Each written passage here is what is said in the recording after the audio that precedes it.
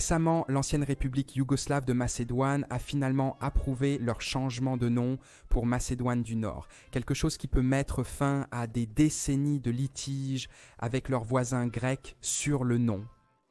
Mais la Macédoine du Nord n'est pas le seul cas où le nom d'un pays a changé. Dans cette vidéo, nous allons examiner quelques exemples. Premièrement, la Bolivie, un pays au milieu de l'Amérique du Sud. La Bolivie a reçu son nom de Simón Bolívar, un célèbre leader dans les guerres d'indépendance sud-américaines contre les Espagnols. Lorsqu'elle a obtenu son indépendance, les dirigeants de la Bolivie ont envisagé de l'unir au Pérou récemment indépendant ou aux provinces unies du Rio de la Plata, un État éphémère de la région. Cependant, ils ont décidé de opter pour la création d'un nouvel État entièrement indépendant. En l'honneur de l'homme qui les a aidés à obtenir l'indépendance, ils ont nommé le pays République de Bolivar. Cependant, ce nom n'a duré que quelques jours. Un peu plus tard, un député du pays a proposé un changement. Il a déclaré « Si de Romulus est venu Rome, alors de Bolivar devrait venir la Bolivie ». Quelques mois plus tard, en octobre 1825, le changement de nom a été officialisé.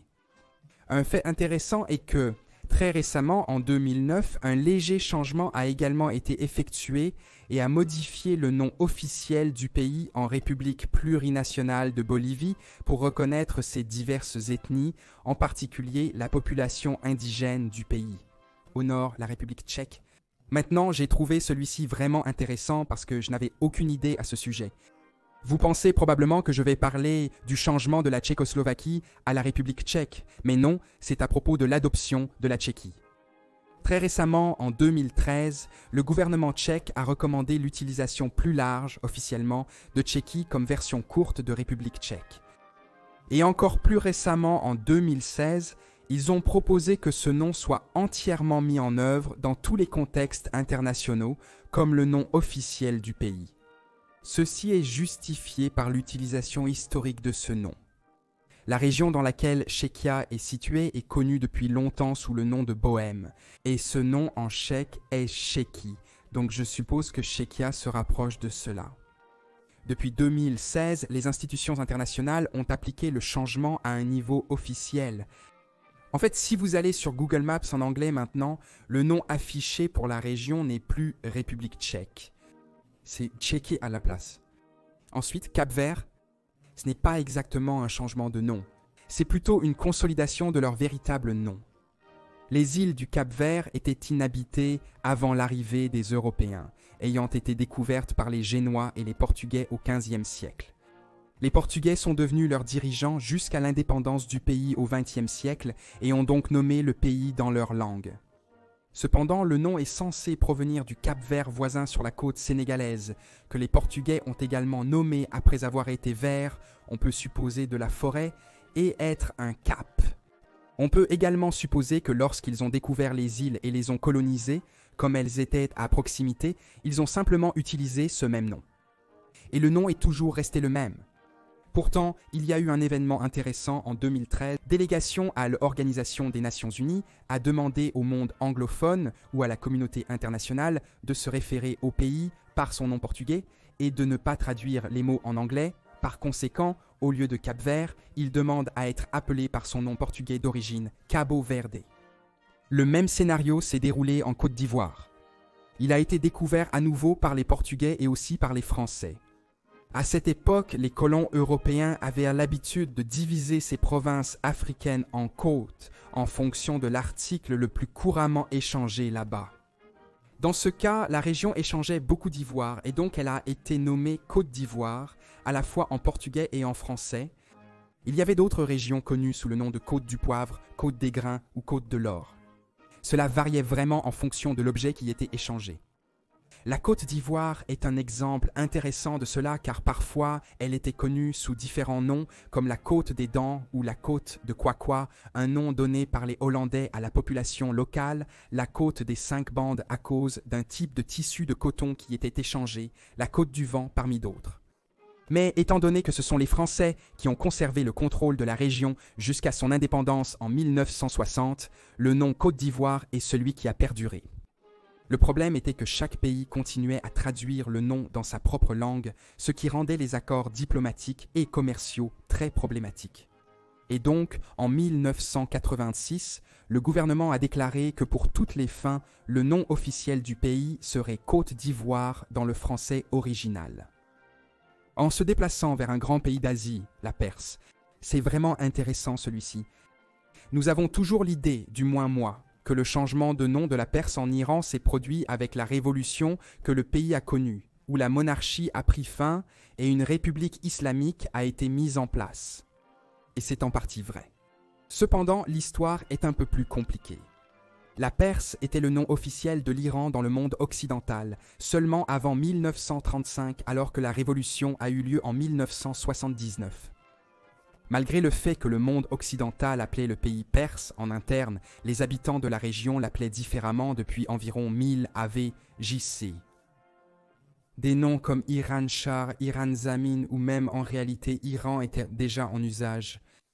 En 1935, le gouvernement iranien a simplement décidé de demander à la communauté internationale d'appliquer également ce changement et ils l'ont fait.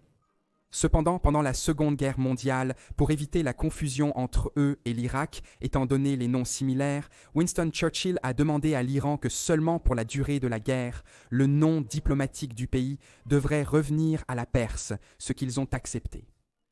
Après cela, il semble que les deux noms étaient acceptables et utilisés de manière interchangeable, et après la révolution de 1979, ils ont décidé de se contenter uniquement de l'Iran. Essentiellement, les points principaux de ceci sont que la Perse n'est le nom du pays que pour le monde occidental, et les Iraniens appelaient déjà leur pays Iran depuis longtemps, jusqu'à ce qu'ils décident de demander aux étrangers de faire de même. En Europe, le royaume des Serbes, des Croates et des Slovènes, qui est ensuite devenu la Yougoslavie jusqu'à son démantèlement. Le royaume était un État balkanique formé en 1918 après la Première Guerre mondiale. Il comprenait les deux royaumes précédemment indépendants de Serbie et du Monténégro, ainsi que les régions balkaniques de l'ancien empire austro-hongrois qui a été déchiré après la guerre. Dalmatie, Croatie, Slovénie, Bosnie et Voïvodine. Mais tout comme les Austro-Hongrois l'avaient fait, ce nouveau royaume a rencontré des problèmes avec chaque nation membre, beaucoup de mouvements dans chacune d'elles voulant leur propre indépendance. Et donc, en 1929, dans une tentative de lutter contre ces mouvements, le roi Alexandre Ier a proclamé une dictature royale et a renommé l'État Yougoslavie. L'idée derrière le changement de nom était probablement de fusionner toutes les nations en une seule, créant un sentiment d'unité nationale. Yougoslavie se traduit approximativement par slave du Sud, qui serait la caractéristique commune de tous les pays membres. Au Moyen-Orient, la Jordanie. La Jordanie avait un nom légèrement différent il y a quelques années. Avant 1949, elle était connue sous le nom d'Émirat de Transjordanie ou Transjordanie. C'est intéressant car pendant longtemps, c'était une sorte de terre de personnes. Les Britanniques en avaient le contrôle, mais ils ne voulaient pas l'associer à leur protectorat de la Palestine mandataire. Et donc, en 1921, il a été décidé qu'il resterait sous contrôle britannique, mais serait gouverné par les dirigeants irakiens, la dynastie hachémite. Ainsi, en 1946, elle est devenue le royaume hachémite de Transjordanie. Après 1949, ils ont simplement abandonné la première moitié du nom et il est devenu le royaume de Jordanie. Transjordanie se traduirait par au-delà du Jourdain, dans ce cas, du côté est. Ils ont choisi de nommer le pays Jordanie d'après la rivière qui traverse la région. Juste au sud de l'Inde, Ceylan, qui est maintenant connu sous le nom de Sri Lanka. Ceylan existait en tant que royaume depuis longtemps, mais en 1972, ils ont décidé de changer leur nom pour Sri Lanka. Le nom Ceylan est une translittération de Ceylon, le nom donné par les Portugais à l'île qui était brièvement sous leur contrôle. Il a été transmis aux Hollandais, puis finalement aux Britanniques, qui ont traduit le nom en Ceylan. Et pour être honnête, je n'ai pas vraiment pu trouver la raison pour laquelle les Portugais ont choisi ce nom. Quoi qu'il en soit, c'était le nom du pays pendant longtemps, même pendant un certain temps après son indépendance des Britanniques. Mais en 1972, ils sont devenus une république et ont décidé de changer leur nom pour Sri Lanka. Le changement de nom a probablement à voir avec le désir de s'éloigner du colonialisme européen ainsi que de la monarchie. De plus, Sri Lanka est un nom plus ancien et plus proche des noms indigènes de l'île. Cependant, le nom Ceylan est encore utilisé par beaucoup d'institutions jusqu'à récemment, comme la Banque de Ceylan, mais le gouvernement du Sri Lanka a décidé de réformer entièrement tous ces noms et de supprimer toutes les références au nom Ceylan des institutions publiques. Et enfin, le Swaziland.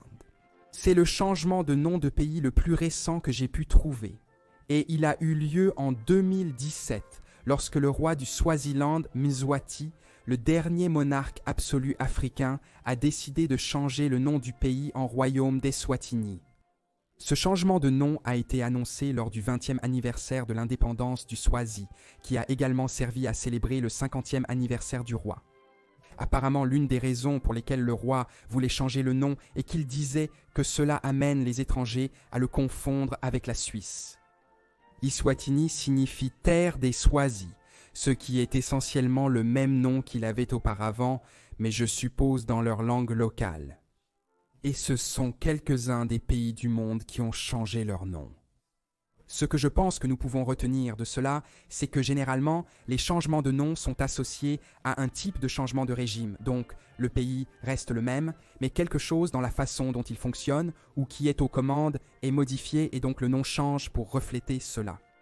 Merci d'avoir regardé cette vidéo. Si vous l'avez aimée, veuillez vous abonner et laisser un commentaire ci-dessous si vous connaissez d'autres pays qui ont changé leur nom afin que je puisse les inclure dans une éventuelle deuxième partie de cette vidéo. À la prochaine.